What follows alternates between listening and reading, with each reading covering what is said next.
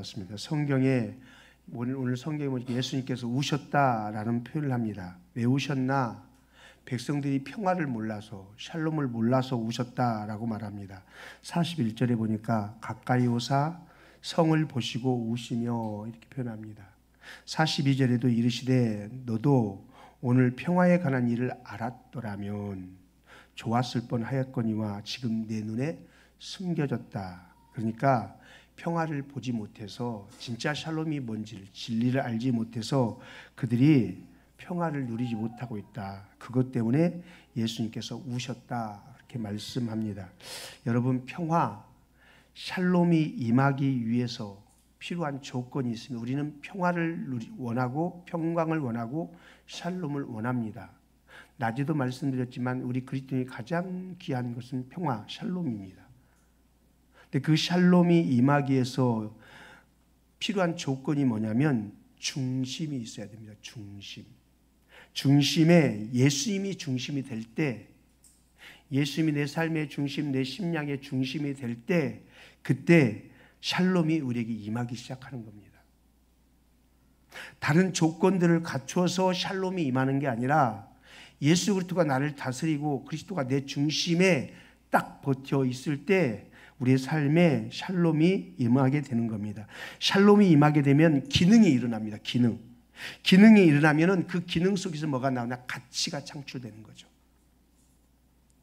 그러니까 그리스도인은 어떤 탁월함이 아니라 그 안에 예수 그리스도가 우리를 다스려가고 그곳에서 기능과 가치가 나온다는 것입니다. 예, 그럼 예수님 중심이 아닌 걸 뭐라고 그러죠? 예수님이 중심이 아니다. 그런 걸 뭐라고 그러죠? 성경은 두 마음을 품었다 이런 표현을 쓰기도 합니다. 또 불신자, 악인, 이게 예수님이 중심이 아닐 때 사람들이 말하는 말입니다. 두 마음을 품은 자로다. 바람에 밀려 요동하는 바닷물결 같도다. 뭐 이런 표현을 쓰지 않습니까? 야고보에.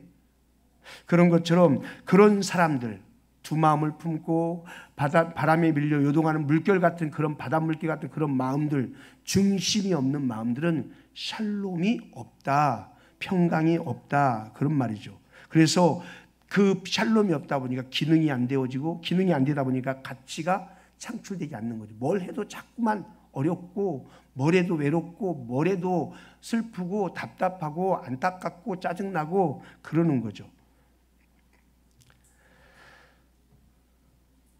그러니까 우리의 최고의 주제가 뭐냐면 샬롬인데, 샬롬은 예수님밖에 없다. 이게 오늘 본문의 주제입니다. 예수님이 주시는 샬롬이 진짜 샬롬이고 절대적 샬롬이고, 그것이 있을 때 우리가 참 샬롬을 누릴 수 있다라고 말씀합니다. 예수님을 성전이라고 그러죠. 성전에 비유하죠. 예. 그래서 예수님이 중심되는 것은 또 다른 말로 말하면 성전 중심이 될 때 평강이 있습니다. 예. 성을 헐라 내가 사흘 동안에 성을 일으키리라 이렇게 주님이 말씀하십니다. 그랬더니 사람들이 야, 이 성 46년 동안 지었는데 네가 어떻게 사흘 동안 이 성을 지어? 그렇게 말할 때 예수님께서 이렇게 말하는, 성전된 자기 육체를 가리켜 말씀하시니라. 그러니까 예수님은 자기 몸을 성전에 비유했습니다. 요한복음 2장에 그렇게 말씀하고 있습니다. 예수님이 성전이라는 겁니다. 여러분 사무엘 하를 보면은 다윗 성전 짓는 것이 나오죠. 그런데 이 성전은 사실은 다윗의 아이디어였지 하나님의 아이디어가 아니었습니다. 성전 전에는 뭐가 있었습니까? 성막을 움직이는 거죠. 성막이 움직인다라는 걸, 왜 하나님께서는 성전을 지켜야 하지 않고 성막을 지켜야 했을까요? 성막이 움직인다는 것은 이런 상징성이 있습니다. 어디를 가든지 너희와 함께한다. 어딜 가든지 너희와 동행한다. 이런 상징성이 있습니다. 근데 성전은 어떻습니까? 건물 하나 딱 지어놓고 거기에 짱 박혀 계세요. 함께하는 상징성을 잃어버리는 겁니다. 그래서 주님은 성전을 원하지 않았습니다. 다윗이 성전을 원했던 거죠. 그런데 우리 주께서는 다윗의 그 원함에 너무도 안타까운 마음이었지만 그럼에도 그 원함에 기꺼이 허락하시죠. 예, 허락하세요. 그러면서 그래 성전 내가 성전 짓게 해줄게. 그리고서 그 성전을 무엇으로 비교하냐면 다시 오실 메시아를 성전으로 비유시켜서 이 성전을 통해 내가 다시 오실 메시아를 너에게 줄게. 이게 허락한 이유였습니다. 성전이 정말 좋아서 허락한 게 아니라 그 성전을 통해서 하나님은 함께 언제나 동행할 수 있는 이 메시아 예수 그리스도를 보내시기 위해서 그 성전을 당분간 허락한 겁니다. 예. 그러니까 성전은 다시 오실 예수 그리스도의 그림자였던 것입니다. 하나님께서 그 과정을 허락해 주신 거예요. 그래서 오늘 성전 얘기가 쭉 나오는데 이게 되게 중요한 이야기입니다. 예. 누가가 의사지 않습니까? 의사? 누가가 좀 똑똑했던 모양입니다. 예. 그래서 이 본문을 인간적인 접근한다면 복음서가 4개가 있어요. 4개. 4개가 뭐가 있죠? 복음서 4개? 복음서 4개가 뭐가 있니?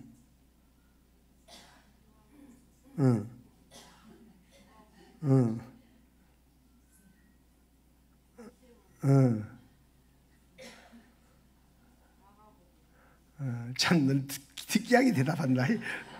마태, 마가, 누가, 요한 하면 되는데 요한복음, 누가복음, 거꾸로, 이야 머리가 너무 좋아 보면.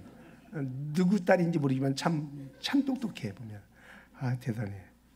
복음서 4개의 복음서가 있어요. 4개의 복음서가 있는데 그 4개의 복음서를 가만히 들여다보면 마태, 마가, 요한복음은 그 끝이 어디에서 끝나냐면 갈릴리에서 다 끝납니다. 여러분 성경을 유심히 한번 봐보세요. 마태, 마가, 요한은 그 끝이 갈릴리에서 다 끝을 맺어요. 그런데 그러니까 예수님이 갈릴리가 본고지였다. 예루살렘에서 핍박당하고 제자들에게 나타나실 때 갈릴리에서 나타나시고 이런 얘기들을 말하면서 갈릴리를 마무리 지어요. 근데 누가복음만 누가복음이 몇 장까지 있죠? 할렐루야. 24장까지 있죠. 24장까지 있는데 누가복음 24장 51절에서 53절에 보면은 그 마지막을 기록해 놨어요. 한번 띄워줘 볼래요? 한번 읽어보세요. 시작. 축복하실 때에 그들을 떠나 하늘로 올려주시니 그들이 그에게 경배하고 큰 기쁨으로 예루살렘에 들어가 늘 성전에서 하나님을 찬송하니라. 승천할 때 큰 기쁨이 예루살렘에 임했답니다. 그래서 그 큰 기쁨으로 예루살렘으로 들어갔답니다. 제자들의 마지막 임한 데가 갈릴리가 아니라 어디라고요? 예루살렘이랍니다. 그리고 마지막 53절에 늘 성전에서 하나님을 찬송했다라고 말합니다. 누가복음은 마무리를 성전으로 둡니다. 성전, 예루살렘 성전. 그래서 누가복음에서 정말 중요하게 다루는 내용이 뭐냐면 주제가 뭐냐면 성전입니다. 성전 대신 예수님. 그리고 누가복음에 연결되어지는 성경이 어디죠? 연결되어지는 성경이 어디지? 요한복음이 아니야. 어디지? 거시기 있잖아. 그치? 그래 알아. 사도행전이죠. 사도행전 1장 8절은 뭐라고 말합니까? 성령이 너희에게 임하시면 너희가 권능을 받고 예루살렘과 이렇게 말합니다. 그러니까 여기 예루살렘이 뜻하는 것은 예루살렘 하면 이스라엘 땅을 뜻하기도 하지만 예루살렘 하면 성전을 뜻할 수 있습니다. 성전에서부터 땅끝까지. 그리고 성전 대신 예수님이 한 군데 짱박혀 있지 않고 성령으로 어디 계시든지 함께 동행하시고 가실 수 있는 분. 가는 곳마다 성령이 예수님의 영이 역사하는 그 은혜를 성전에서부터 시작해서 이루어진다라고 말합니다. 예수님이 성전 되신다. 그리고 예수님이 성전의 완성으로 표현된 것이 성령님이십니다. 좀 어렵습니까? 하나도 안 어렵죠. 내가 워낙 탁월하게 지금 설명을 하니까. 그런 내용들을 보여주고 있는 거예요. 그러니까 다시 요약하면 뭐냐? 예수님 중심이 되어야 된다. 또 다른 말로 성전 중심이 되어야 된다. 그러면 평강이 임하게 되고 기능하게 되고 가치가 나오게 된다. 악인에게는 평강이 없다. 그러니까 예수님 중심이 아니면 절대 평강은 없다. 사도행전을 보면 주제가 다 그런 거예요. 다 그런 거. 예수님이 없을 때 평강이 깨지고 예수님이 없는 마음, 그 불신 같은 그 마음 가운데는 하나님 평강이 없어요. 그래서 그런 그들에게 예수님이 나타날 때마다 어떤 말은 평강이 있을지어다. 이런 얘기들. 예수님이 없는 그들에게 두려워서 불안해서 무서워서 떨고 있는 그들에게 나타나셔 하시는 말씀이 평강이 있을지어다. 무슨 말입니까? 부활의 예수님을 중심에 두고 살아라. 안 믿으니까 너희들 두려워하고 예수님이 없으니까 너희들 떠는 거다. 그렇게 흔들리는 거다. 그러나 너희 안에 예수가 중심에 계시면, 성전 대신 주님이 계시면 너희 두려워하지 않는다, 떨지 않는다, 평강이 임한다. 그래서 평강이 너에게 있을지어다. 그렇게 말씀하는 겁니다.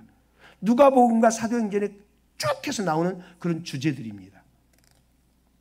옛날에 그 홍진경 씨가 누가 이렇게 물어봤어요. 행복이 뭡니까? 행복이 물어봤어요. 그때 홍진경 씨가 간만에 아주 좋은 대답을 했어요. 자려고 누웠을 때, 행복이 이런 거랍니다. 홍진경 씨가 말하는 행복. 자려고 누웠을 때 걸리는 것이 하나도 없을 때. 저녁에 자려고 딱 누웠는데 걸리는 게 하나도, 걱정되는 것도 없고 불안한 것도 없고 두려운 것도, 걸리는 게 하나도 없을 때 그게 행복이래요. 여러분, 저녁에 누울 때 그런 게 없으면 행복한 거예요. 할렐루야. 불치병에서 해방될지어다. 불면증에서 해방될지어다.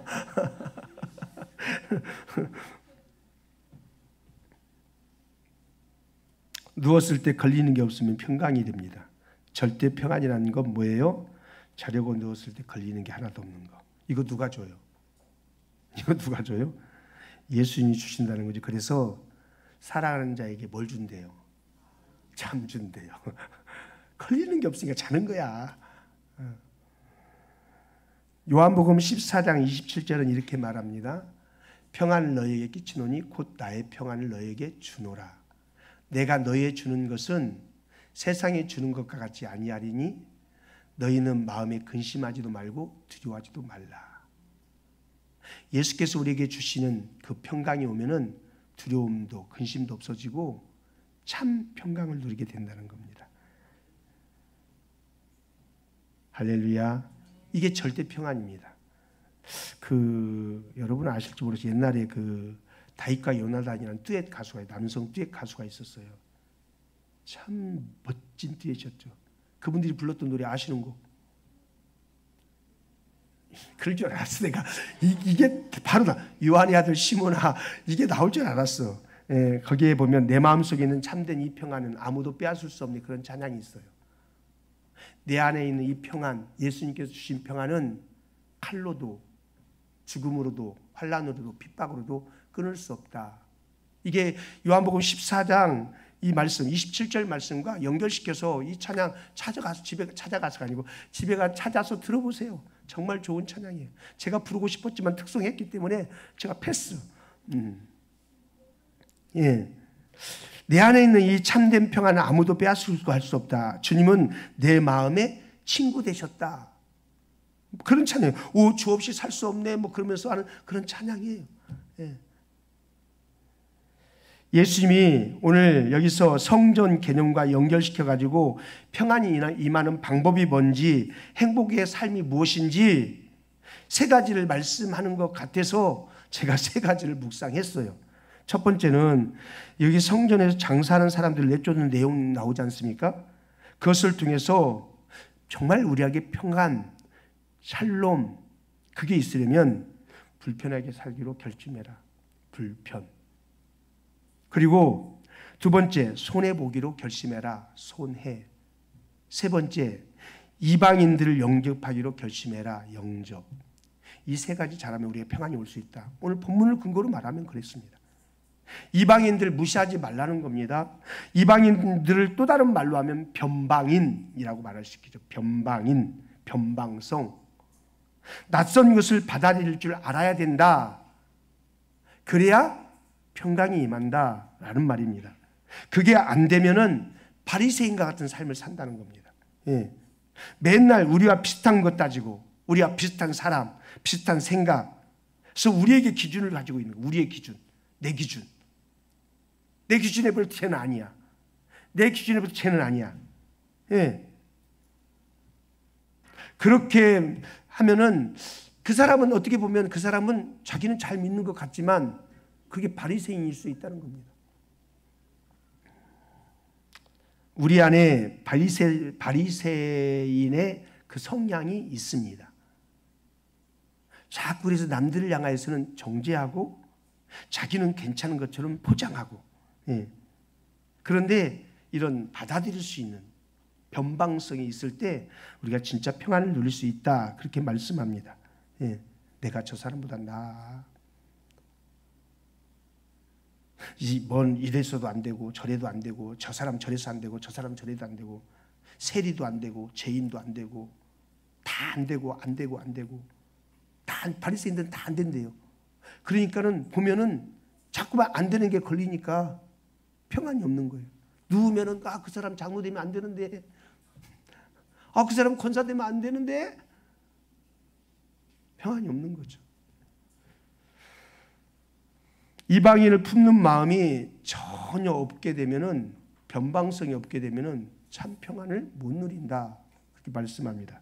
예수님이 그러면서 이렇게 말해요. 너희들 참 잘났다 그러는데, 너희들 참 괜찮다고 그러는데, 야, 너희들이 그렇게 잘났다고 그러면서도 너희들은 이방인의 뜰에서 지금 장사짓하고 있냐? 상을 높이면서 사람들을 쫓아내면서 말은 안 했지만 그 맥락 속에는 그런 의미가 담겨져 있는 거죠. 너희 그렇게 잘났다며, 이방인들 무시하고 이방인들 안 받아들인다며, 그런데 너네들 이방인 뜰에서 장사하냐? 그러면서 예수님이 다 뒤집어 엎어버립니다. 뭐라고 합니까? 그러고 난 다음에 내 집은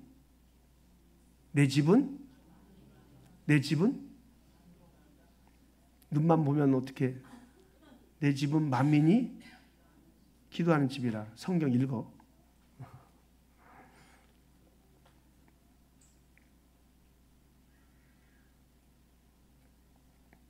여러분, 이 만민이 기도한다. 만민 속에 누가 들어가요? 만민 속에 누가 들어가요? 이사야 56장에 나오는 이야기거든요. 이방인에 대해서 만민 속에다 이방인을 집어넣은 거예요.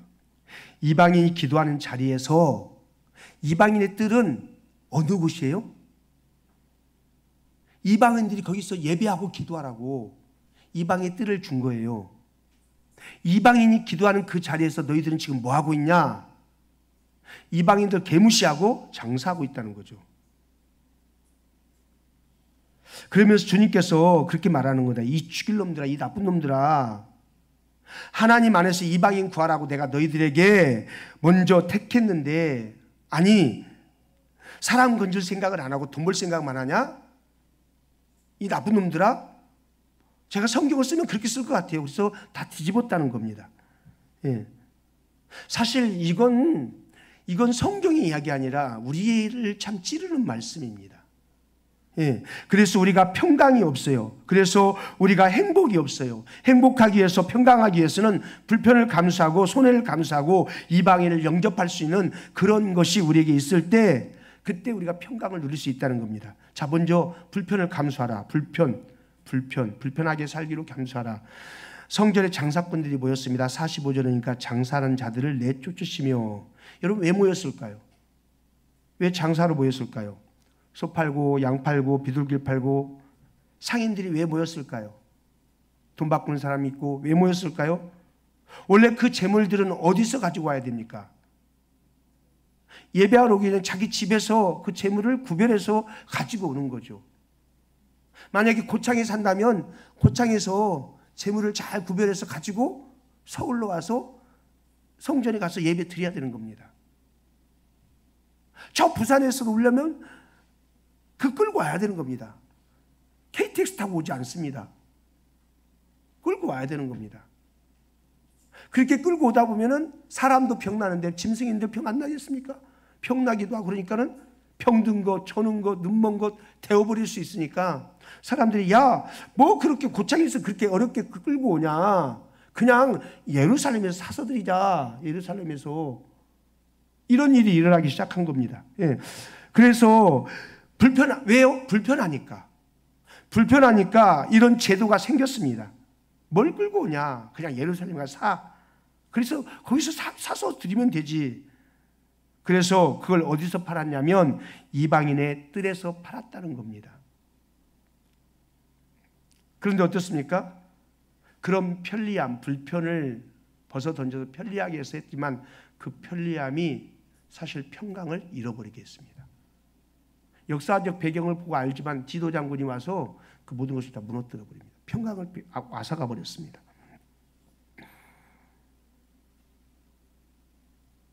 분쟁과 갈등이 있을 뿐 평강은 사라져 버렸습니다. 돈만 가지고 오면 된다. 편리성이죠. 예. 우리가 그렇습니다. 우리가 신앙은 여러분 신앙생활은 편하면 망합니다. 편하면 망합니다. 지금도 우리 멘탈리티가 계속해서 편리함, 편안함 그리로 추구되어져 가고 있습니다. 근데 그러면 망합니다.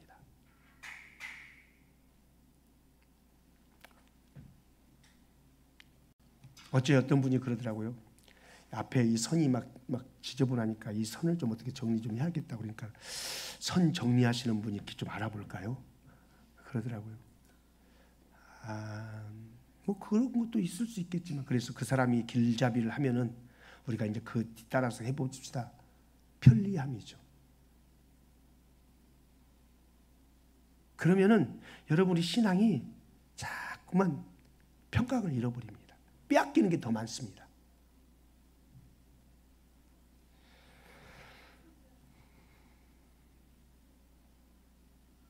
편리함에 추구하는 대표적인 게 뭐가 있습니까? 구약에 보면 여러 좋은 왕들, 우시아 왕 같은 경우, 우시아 왕이 굉장히 좋은 왕이었습니다. 그런데 그가 대단했던 왕이었는데 그가 산당 제사를 없애지 못했습니다. 왜 산당 제사를 없애지 못한지 아십니까? 편리성 때문이었습니다. 뭐 예루살렘까지 가냐? 여기서 그냥 예배 드리면 되지. 그 편리성 때문에 산당 제사를 없애지 못했습니다. 예루살렘까지 갈 거 뭐 있냐? 바로 옆에 산당에 가서 하면 되지. 우시아가 언약궤를 옮길 때도 어땠습니까? 우사가 언약궤를 옮길 때도 수레에 실어서 갔다고 그러죠. 수레에 실어서. 원래 그 수레에 실어서 가는 것은 블레셋의 제도였습니다. 블레셋. 그런데 우리 구약의 제사장들은 어깨에 메었어야 했죠. 이유가 뭐였을까? 왜 수레에 실어서 갔을까요? 고아자손이 어깨에 메어야 되는데 왜 수레에 실었을까요? 뭐 성경을 몰라서 그럴 수도 있겠죠. 근데 또 하나는 편리성 아닐까요? 편안하게 하기 위해서. 그 편리함 추구하다가 평강을 잃어버린 겁니다.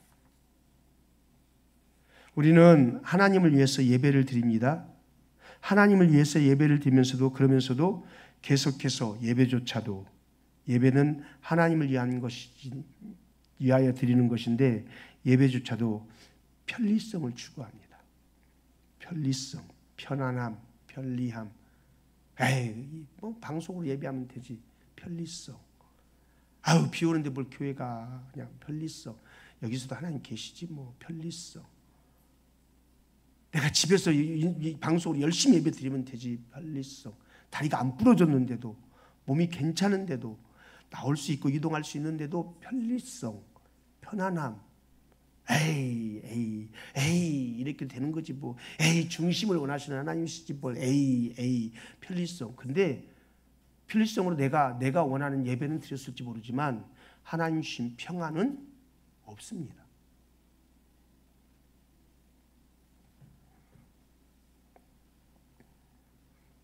헌신하려고 그러면은 힘들지 않겠습니까? 힘들죠. 당연히 힘듭니다. 불편합니다. 근데 불편한 헌신을 하면은 평강이 임하게 되어 있습니다. 평강이. 해보십시오. 이 말이 뭔 말인지 모르겠으면 해보십시오. 만민이 기도하는 집이라 그러는데 여러분 기도 어떻습니까? 진짜 불편합니다. 기도 쉽지 않습니다. 기도 불편합니다.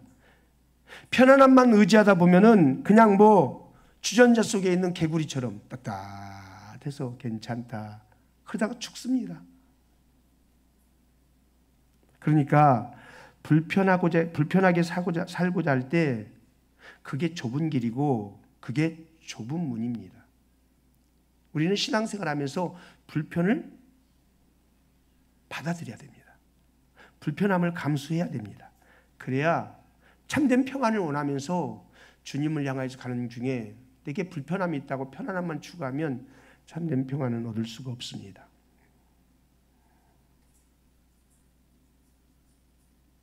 기도 쉽지 않습니다. 기도 쉽다는 사람 난 못 들어봤습니다. 기도는 우리의 본능하고 충돌을 일으킵니다. 본능하고 충돌을 일으켜요. 우리 안에는 기도의 인자가 없습니다. 기도는 불편한 겁니다. 그래서 예수님이 겟세마네 동산에서 기도할 때 힘쓰고 애써 간절히 기도하시니 땀방울이 핏방울이 된 것 같고 창자가 끊어진 것 같은 그런 기도를 드렸던 겁니다. 기도 쉬운 거 아닙니다. 그러나 불편한 것이지만 그 기도하면 평안이 옵니다. 샬롬이 옵니다. 불편함에 살기를 결심할 수 있기를 축복합니다. 편안함만 추구하면 신앙은 나태해지고 게을러지고 무기력해집니다. 지금 성전 대신 예수님 성전에서 다 망쳤던 이유들이 뭐냐면 편안하게 가다가 우리는 다 망합니다. 그러니까 편리를 추구하다가 평안을 잃지 마시길 바랍니다. 우리의 스피릿이 불편을 기꺼이 받아들이는 스피릿이 되어야 됩니다. 예수님이 그렇게 말씀하시는 겁니다. 불편함을 받아들여라. 불편하기로 결정해라. 두 번째, 손해보며 살기로 결정하는 겁니다. 손해보는 거. 예. 평화가 왜 깨졌느냐? 이익만 추구하다가 평화가 깨졌습니다. 이 돌들이 여러분 이 장사를 하니까 이 돈들이 솔솔 들어오는데 여러분 돈이 들어오면요 짜릿짜릿 하잖아요. 그죠? 돈이 되면 별로 그렇군요.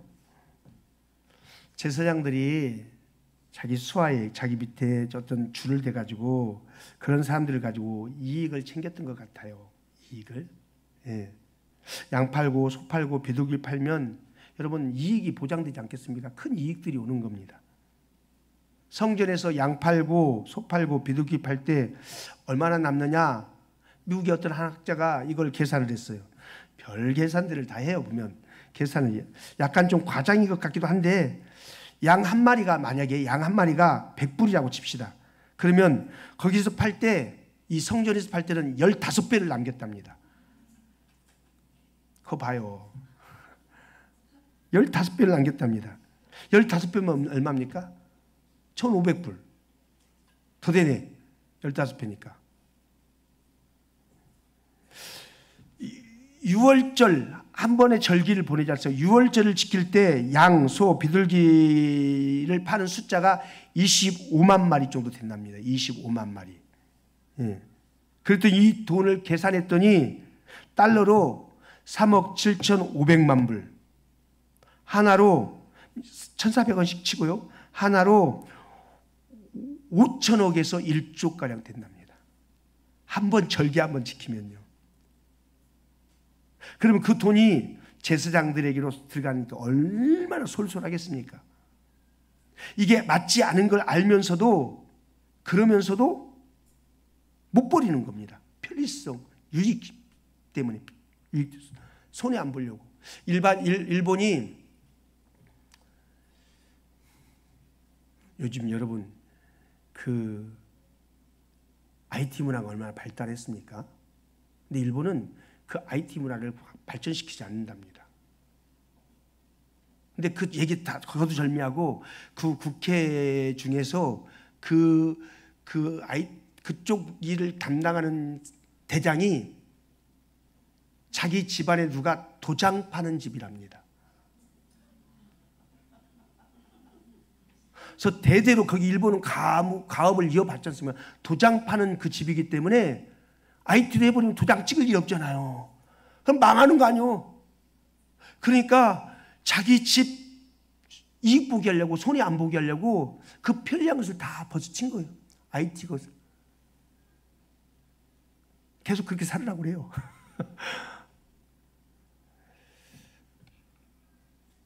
대제사장과 그 무리들, 그 일당들, 뭐 사두개인, 바리새인 이런 사람들 그 포기하겠어요? 그 유익을 포기 못하죠. 그러다 보니까 평강이 그들에게 찾아오지 않는 겁니다. 그러니까 여러분, 왜 평강이 임하지 않습니까? 손해보려고 하지 않고 맨날 이익만 추구하기 때문에 평강이 우리에게 찾아오지 않습니다. 신앙생활하면서 이익이 앞서면은 평강은 없습니다. 여러분, 신앙생활을 이익 따지면서 신앙생활 안 하나요? 돈 생기고 평강 잃어버리고, 우리 교회는 그런 게 참 없습니다만 교회에서 비즈니스가 중심이 되면 큰일 납니다. 교회에서 사업을 목적으로 교회에 나오고, 그런 얘기 들었어요. 보험하시는 분들은 여기 가서 교회에서 이렇게 하면서 성도들과 관계를 형성한대요. 그래서 보험 하나 주세요, 보험 하나 주세요, 보험 다 들고 나잖아요. 그러면 다른 교회로 옮긴대요. 왜냐하면 다 들었기 때문에 관계가 형성해서 이제 더 이상 누구한테 손 뻗을 데가 없는 거야. 다른 교회 옮겨서 다른 교회에서 또 관계해가지고 보험 들고 또 다른 교회 옮기고. 진짜입니다. 진짜예요. 우리 교회는 건강한 분들이라니까요. 할렐루야. 이 교회 안에 이 비즈니스가 연결되면 안 됩니다. 뭐 서로 도와주고 그럴 수는 있겠죠. 비즈니스를 목적으로 성전에 나오고 그러면 안 된다는 거죠. 그래서 교회에 와서 돈거래 하지 마요. 돈거래 하지 마요. 돈 빌려달라고 누가 얘기하거든. 뭐 그냥 뭐 10만 원 뭐 이 정도는 내가 안 받아도 좋겠다. 안 받아도 뭐 별 망하진 않겠다. 그러면은 그 정도는 뭐 이렇게 도와준다는 마음을 할 수 있어. 근데 1,000만 원, 500만 원 돈 좀 빌려줘봐. 돈 좀 빌려. 그럼 저한테 얘기해요. 목사님한테 가시라고. 할렐루야. 여러분들이 하지 마요. 절대 하지 마세요. 교회에서는 그런 거 하는 거 아니에요. 돈이 없으면 저한테 오세요. 돈이 없으면 우리 이장로님한테 가시고 저 이장로님한테 가시고 같이 돈 좀 빌려달라고. 저분들은 시험 들 분들이 아니니까. 할렐루야. 손해볼 각오를 해라. 손해볼 수 있어야 평강이 임한다. 아멘. 안 하세요. 왜 아멘 하세요? 세 번째입니다. 이방인을 영접하고 살라는 겁니다. 이방인을 영접하고 살라. 이방인이 뭐라고 그랬어요? 변방성. 그죠? 낯선 것. 이런 것들을 받아들여야 된다는, 만민이 기도하는 집이다. 이사야 56장 7절에 내가 곧 그들을 나의 성산으로 인도하여 기도하는 내 집에서 그들을 기쁘게 할 것이며, 누구를요? 이방인들을요. 그들을 번제와 희생의 나의 제단에서 기꺼이 받게 되리니 이는 내 집은 만민이 기도하는 집이라 일컬음이 될 것임이니라. 이방인들 이야기하다가 하신 말씀입니다. 그들이 예배 드릴 때 내가 받아주겠다. 그런 말씀입니다. 이는 만민이 기도하는 집이다. 유대인만 기도하는 게 아니라 만민이 기도하는 집이다. 그러니까 우리라는 울타리 안에 있는 양떼들만 예배 드리는 게 아니라 울타리 밖에 있는 양떼들도 보라는 겁니다. 변방성, 받아들임, 함께 예배 드리는 것, 하나님이 정말 좋아하시는 거라는 겁니다. 그러니까 교회가 벽이 너무 철벽이면요, 하나님 정말 안 기뻐합니다. 끼리끼리 스몰 그룹, 이게 주님의 영광을 위해서 스몰 그룹이 되면 참 좋은데, 우리끼리만 해. 우리끼리만 다른 사람 내비두고 다른 사람 절대 우리끼리만 놀러 다니고, 우리끼리만 밥 먹으러 다니고, 우리끼리만 하고, 우리끼리는 다 죽는 거예요. 죽는 거. 우리끼리는. 그게 벽이에요. 그게 변방성을 초래시키는 거예요. 교회는 다 받아들일 수 있어요. 만민이 기도하는 집이라니까요. 다 받아들일 수 있어야 됩니다. 그래서 우리가 지금 예배하는, 여기 우리 예배 전도하자고 하니까, 한 사람씩 하자고 하니까 징그럽게 싫어하잖아요. 변방성이 없는 거예요. 그러니까 평강이 없는 거예요. 주님은 누가복음 15장에 잃어버린 거 3가지가 나오죠. 잃어버린 거 3가지. 그죠? 드라크마, 보석, 아들 다 잃어버렸어요. 근데 언제 하나님이 제일 기뻐하세요? 언제 제일 기뻐하는 모습이 나와요? 잃었다가 찾았을 때. 그죠? 잃었다가 찾았을 때. 하나님이 가장 기뻐하시는 모습이에요. 그러니까 우리가 변방성을 좀 열어놔야 돼요. 예. 받아들여야 돼요. 저는 자, 눈먼 자, 다 와야 돼요. 시커먼 사람, 하얀 사람, 다 와야 돼요. 다 올 수 있어야 돼요. 저는 우리 교회가 지하에서 너무 속이 상한데, 엘리베이터가 있으면 장애인들도 올 수 있을 텐데. 그죠? 엘리베이터 타고. 이 지하다 보니까 엘리베이터가, 저도 무릎이 아파요, 이제. 이거 어떻게 하면 좋아? 저도 무릎이 아파요. 옥상까지 올라갔다 내려갔다 올라오면 막 숨이 차가지고 죽겠어요. 예. 나 어른들이 새벽 예배 나왔다, 목사님 다리가 아파서 못 나오겠어요. 그 얘기 들을 때면 내가 가슴이 찢어져. 우리 모든 사람을 보듬어낼 수 있는 그런 게 중요해요. 그래서 여러분 3가지 올 때는요, 여러분의 모든 것을 풀어버려야 돼요. 다 방어 막 치우고, 저 사람 누구야? 이게 아니라 딱 풀어버리고 팔 벌리시고 기다리시는 아버지처럼, 왔냐고 너무 환영한다고. 예, 이런 모습이 필요해요. 내게 맞는 사람은 웰컴, 내게 안 맞는 사람은, 쟤는 안 왔으면 좋겠어. 쟤는 안 왔으면 좋겠어. 그게 아니라 쟤도 와야 되고, 쟤도 와야 되고, 쟤도 와야 되고, 와야 돼요. 애들이 찡찡대면서 우는 소리도 들려야 되고요. 괜찮습니다. 예. 우리 안에 울타리 쳐짐으로 인해서 우리의 평강이 사라집니다. 우리 안에 모든 이들을 인정하고 받아들이는 이것들이 우리에게 시작되어지면 주께서 주시는 평강이, 샬롬이, 평안이 우리에게 찾아듭니다. 사랑하는 여러분, 내 좋아하는 것을 향해서 사는 게 아니라 우리 주님 좋아하는 것을 향해서 우리가 사는 거 아니겠습니까? 그죠? 우리 주님, 우리 그래요.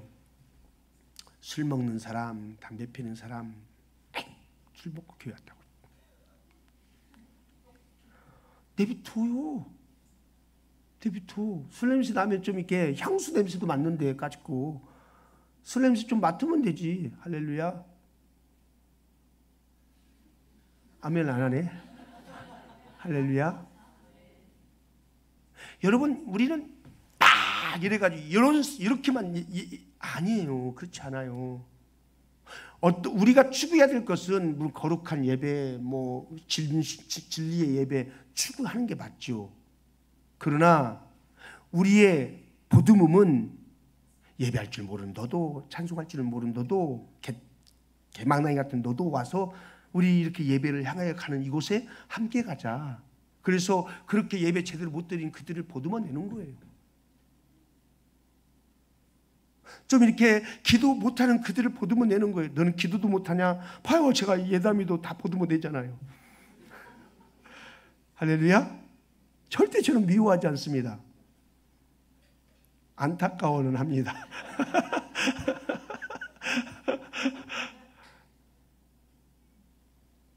사랑하는 여러분, 좀 교회가 좀 넓어졌으면 좋겠습니다.